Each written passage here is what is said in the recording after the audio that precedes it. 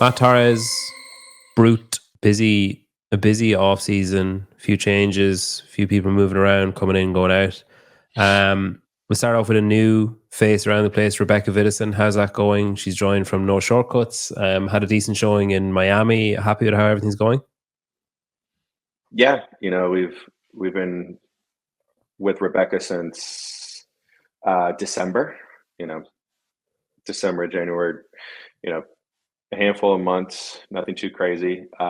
Usually during this time, we're trying to keep the athlete, primed and ready to go, and you know, anywhere where we can, help and be an assistance as far as just beyond programming. That's our role right now. We're excited about Rebecca and what she's going to be able to accomplish this season, and we're really enjoying, and we're really positive about her stretch of training so far. Your boys then, so James and Dallin both came off huge seasons. Different stages of their trajectory. Dallin with like one of the biggest improvements and just general seasons of any athlete really last year. James got his first go at the games. He obviously wants to go back. Two of them seem to be training incredibly hard, working incredibly hard. They're feeling good and confident. Oh yeah, James. It was great for James to have this showing that he had at Wodapalooza. Finally, we're putting together a healthy year for him. He's hitting his stride nicely as far as the strength gains that he needs to be making. Even in Wodapalooza, I believe in the first workout, he actually started passing people up when they got to that heavy squat bar in that first workout. If you could kind of like think back at what that looked like, and so that was a very good showing as far as where the progress has got us to. And so we're looking just to continue to expand on that. And this strength is a constant thing that we're prioritizing each year. Obviously, gymnastics is something that we've been looking at since he was just a teenager. I'm really excited for James this year. I always told people that I thought James was born to be a games athlete. The dude's naturally aerobic. When we get to the CrossFit Games, it is extremely important to be able to get out and run, be able to do some longer odd object things as well. And I think that as far as the plan so far has been working out nicely. That's always a good thing, and we're really excited for James for semis, and it'll still be a challenge. There's a lot of great guys out there at the West semis, in quarterfinals as well. But it's something that I know James can handle. And again, it's not just making it through the weekend in at the CrossFit Games. It's being one of those top athletes within the top 15 is a major priority of his.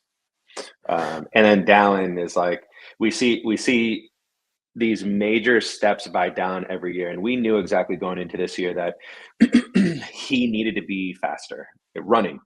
And it's really cool because I remember telling him in September after the game saying, I will do my job as a coach to pick up as much knowledge and information for running to make sure that I'm putting you in a position to get better. And I even put a bold statement out there, and I said, you're going to be running a sub 19 5K by January. And he was 11 seconds off. And so, it's really cool to see. I know, if we had to retest before, I know he has the ability to do that. And he's still really strong. And, the difference with Dallin this year is you could see the difference in Dallin and his confidence, the way he holds himself, his attitude with things. It's almost like it's kind of scary. It's like he knows that he's gotten better, and it almost makes you feel like the people around you feel that same energy as well. Which I'm excited to see what happens this next week at CrossFit Crash for quarterfinals, where him and And Fee will is there be any kind of doing it. like reluctance or wariness of him doing that, like of not being in your environment and that kind of thing? Like, or do you think he's at a stage of his career now similar to, say, someone like Colton, who's just like, it doesn't matter, they just go and do it and perform regardless? Yeah. Well, not only does it not matter, so yeah, to answer that, we're actually excited to be able to go over there because it allows me to be only coach. I don't have to measure, I don't have to record and tape everything. So my brain is not in a bunch of different places. And for the athlete, it makes it so much easier to not be in that headspace as well. So for him, you know, it's like he's more excited to go do it at a place that he really enjoys. Obviously Hopper is over there and he's good friends with Hopper. But the setup that JR has created over there at Crash and the way the way everything is going to be handled, it's something where it's almost like it eases his mind. So I actually think it's going to be a better situation there than it would be training over here. Um, Coach Al then has a few people on his roster. So, obviously John Young, Danielle Brandon, Kelsey Kiel, Rose Scott. Are they all feeling good, firing on all cylinders? No injuries, no niggles, no, doubts on anything there? hmm Yeah. So I actually watched Kelsey this past weekend here at camp. Her and Fee, and before I go into Kelsey and the girls, Fee is another one that I'm honestly really excited about. Every year, what holds her back for the most part is the strength side of things, and she's been progressing on that immensely, and then developing these high level skills at a faster pace. So example is like being up on her hands, being able to do high level skills under high levels of fatigue as well. So creating more power, developing more power out of Fee. These are all things that we kind of see Fee in a way where it's like, okay, we know she can handle the open quite well. But what does it look like as we start to step forward to quarters and go into semis and then even over to the games? And it's something that we're finally starting to unlock. And I'm super proud of that girl for everything she's been able to achieve this year just in training alone. She'll be So at as far, Crash too, right? yeah, she'll be over there as well. Yep. She'll be competing right before Dallin and the boys compete. Cool. Yeah, but Coach L is going to be with Kelsey and Danielle in Louisiana. The good thing about what we do as a company is we have a common understanding of where all of our sponsored athletes are, and we talk to each other about where training is, and we bounce ideas off one another. And from what I'm hearing, what I'm understanding about Kelsey, this has been her best year of training so far. Stepping away from team, coming into the individual side. We can follow her progress pretty much like weekly on her Instagram story. So you can kind of see like she looks like a completely different human, but she still has that strength that everyone knows her for. In the past weekend, it's cool to kind of see her, challenge herself in workouts that she may have struggled with before, and see like an immense leap of progress. With moving alongside with these athletes, with the Dallin, the James, and the Fees. And so I'm excited to see her compete in the West. And I definitely think she's capable of being able to make a spot for her at the games based on all the training that she's put in, and understanding like where the times, the weights, the reps, where what it takes to be potentially a top 9 over at the West. And then Danielle, from what I'm hearing about Danielle with what Elle is sharing is, she not only is she getting stronger and she's improving on those things, but her confidence is skyrocketing. And it's a scary thing, man, when you get these high level athletes like Danielle. They need that big confidence, kind of like what we spoke about with Dallin.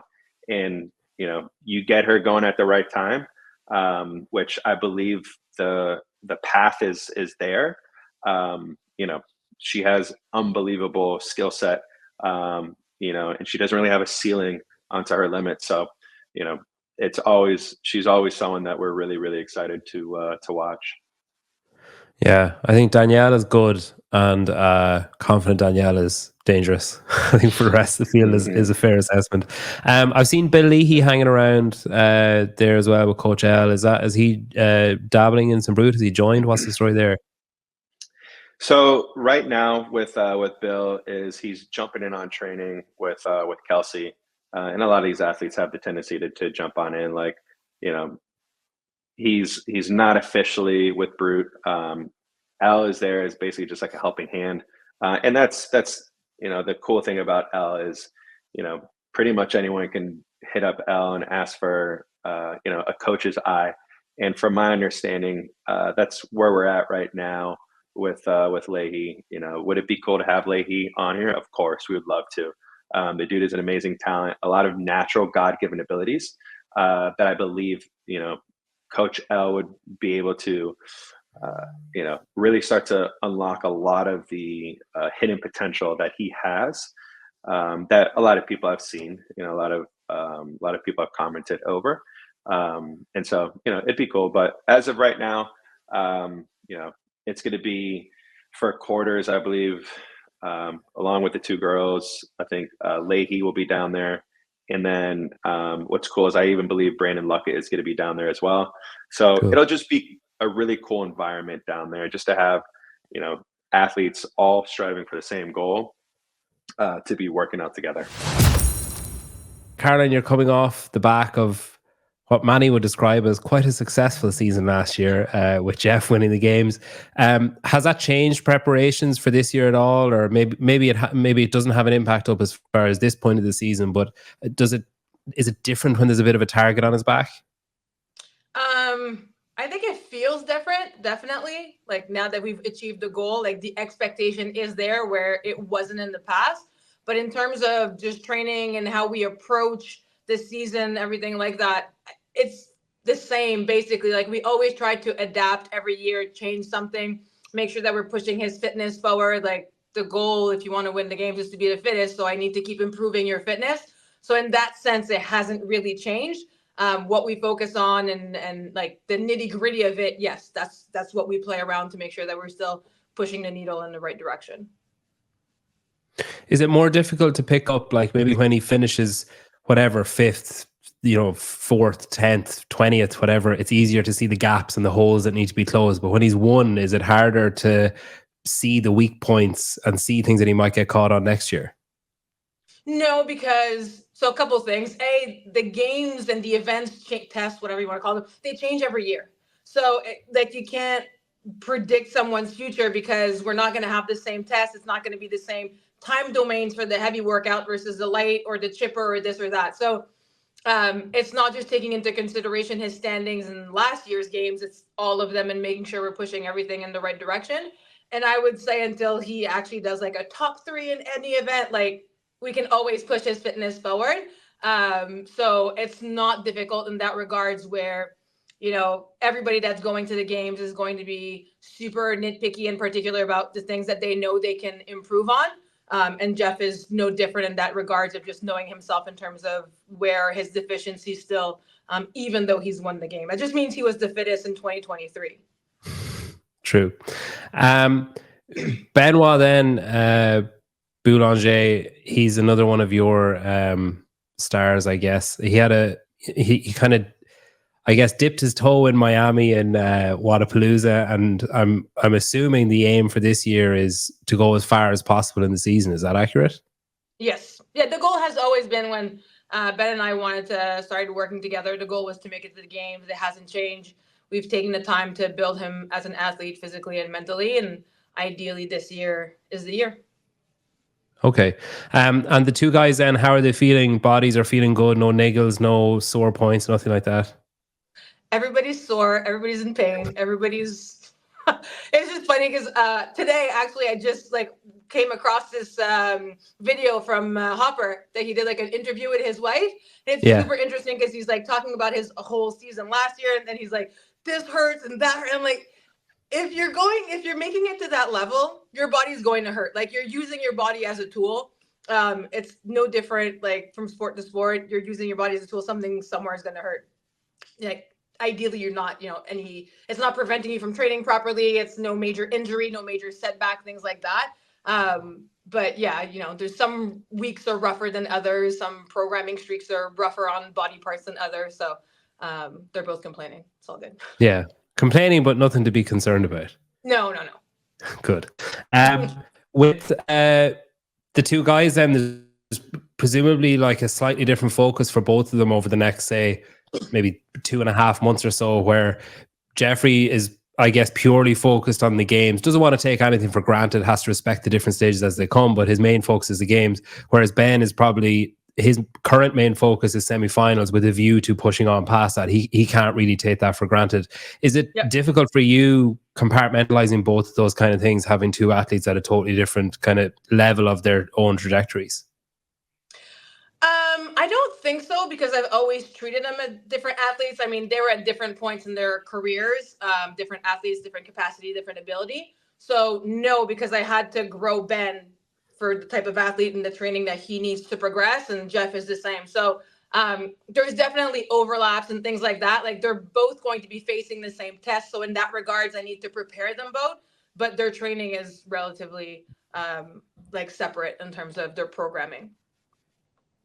Would they be eligible for the same semi-final should they both progress? Yes. Yeah. They're both going to the East, to Nashville, to Knoxville. And is that a difficult 2 plates for you to spin? Will you bring in extra help for that then, or how do you manage that? So last year, and that's something that Ben and I had discussed from the beginning, like, in person, he has his own coach. Okay. Like, someone that he can rely on emotionally and just physically, like, at this point, we're making shakes, people. Like, we're not taking any, like, major life decisions once it comes to competition, but you need someone that is going to, like, be able to bounce ideas off. And obviously he comes and see me in terms of, like, strategy or whatever, but you need to have kind of that rock once it's competition. So even last year, he had that person. Makes it to the games, he's going to have that person, and I'll be there, obviously, and that will depend a lot on, are they in the same heat, different heats, things like that. But we definitely realized, even with Jeff, that I wouldn't be able to manage 2 people. Right? That would be taking away from Jeff to try and give from Ben, and it would be fair to neither. So we didn't want that. So Ben has his own, like, in-person coach for competition. Josh, pretty fantastic seasons last year for both Emma and Jack. Coming off the back of the Open, I guess to start with Emma, is she feeling good? There's no niggles, she has no concerns or anything other than the usual wear and tear? Yeah, no, I think for the most part, she's feeling pretty good.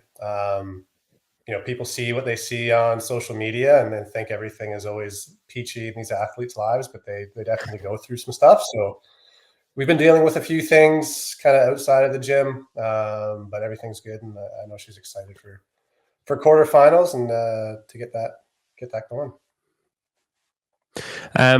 Obviously, you have to respect the different hurdles as they come towards you during the season.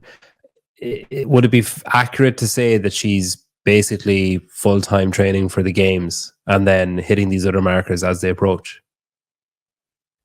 Yeah, I think it's safe to say that. Like, right now, her main focus in most parts of her day are focused towards CrossFit and training, trying to find a balance still and making sure that she is doing things outside of the gym is still super important, though. So, but yeah, CrossFit is her main thing right now.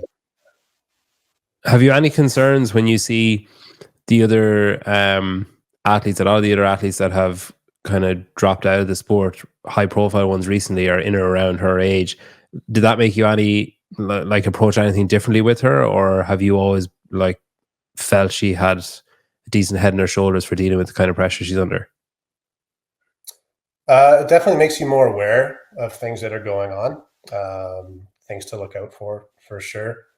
Having those open lines of communication and trying to get ahead of things. If you kind of see maybe heading down that path, definitely from a mindset perspective, physically, I think these athletes are in great shape and have been in great shape, obviously leading up. And it's more so been like the mental side of things that I think has really impacted them and forced them to make that decision to take some time off, which is super important. So yeah, with Emma, it's just been more so about keeping things open and just making sure that, again, we are on the right track. Jack had a great rookie season. He, had his magnificent moment in the Coliseum that he and probably nobody else will ever forget. He had a solid showing in January in Wodapalooza as well. Was it a conscious decision to get him to do some off-season competitions, like between the games and the start of the new season, or was that just like something that he wanted to do himself to have a bit of fun? Yeah, so after the games, we had our kind of year recap and plan for the next season. Rogue was an option. Like the qualifier was pretty close right after the games. And Jack made the decision. He's like, look, I want to have a longer runway of training and make some changes to our training to fill in the holes that were pretty obvious at the games. Like, yeah, he had that great lift and the snatch and the clean and jerk, but there was a lot of other events where his holes were definitely exposed. So taking a longer runway and using Wodapalooza as kind of a metric of, hey, like, is what we're doing working? Was kind of the plan in place. So that was all planned out. How's he feeling? No, like little tears or rips or pains, excessive things to worry about? No, I think he's feeling pretty good. He just wrapped up exams, so he's happy to kind of be done with that for a little while. It's always fun trying to balance things on his end with training and in school. So yeah, he's excited, ready to go. Yeah, so things are good with Jack. Anyone else then that you feel like the rest of us should be keeping an eye out for this next couple of months? Yeah, so we had another female, Erica Farlow.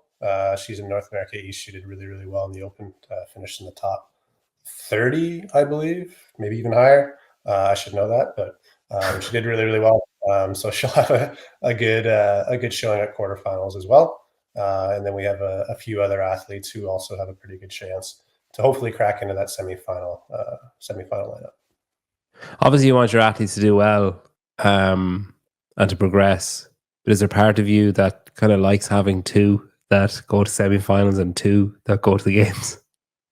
Yeah, so I wouldn't say like Erica's not necessarily my athlete. She follows my programming in the elite division. However, we do have like a relationship. She went to the gym that I used to coach at, so I know her through that. But yeah, like Emma and Jack we're a team. Like we're going to be together until the end. Yeah, and nothing will kind of come between that. So in terms of athletes going to semifinals, Emma and Jack would be my focus. Yeah.